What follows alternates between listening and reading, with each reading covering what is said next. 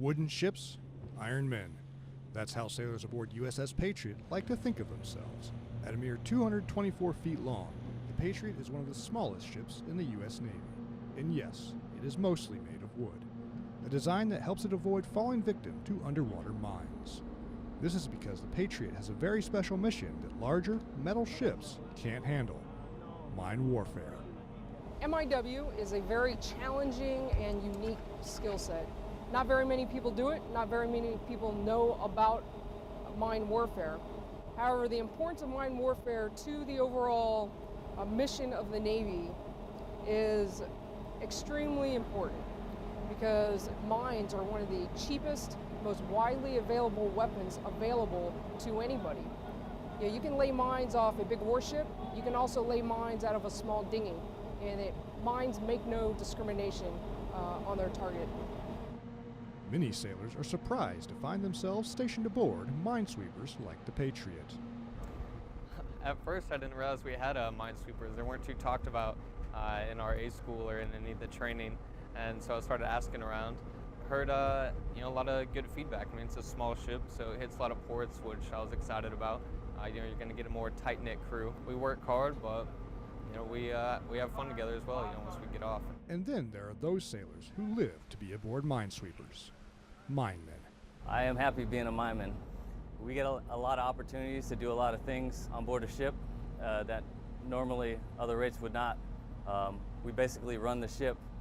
We are doing deck operations out here, working in combat, the armory, running different equipment, underwater vehicles, being a bosun mate, being a quartermaster, operations specialist, gunner's mate. We're all these rates tied into one, and I think that's why they call us the jack of all trades. That versatility comes with an increased workload for sailors on minesweepers. I would say out of all the ships that I've been on, the crew on a minesweeper, hardest working bunch of sailors that I have ever worked with. So on a larger platform, you have one sailor, they have one job, one collateral. On a minesweeper, it is not unusual for even the most junior sailor to carry 4, 5, 6 different responsibilities to support the ship. Once out to sea, the crew of the Patriot goes to work, hunting and sweeping for mines. Cutter in motion, starboard side! Cutter in motion, starboard side! Mine hunting, we're going to detect the mine and then individually pursue the mines one by one. Whereas mine sweeping, we're just going to go through, we're going to run our tracks, and our equipment will neutralize the mines. We're going to use things like our magnetic cable and our acoustic devices. Based on what we believe the threat to be, those instruments will mimic a ship passing over and cause the mine to detonate. USS Patriot is one of 4 minesweepers forward deployed to Japan, which may not seem like many ships for an area as large as the Western Pacific. But the U.S. is not alone in keeping the oceans clear of unseen hazards. When you look at other countries, and their mine warfare forces are very robust. Japan is one of those countries whose minesweeping forces the Navy frequently partners with, as they did last week for the bilateral mine warfare exercise 2JA.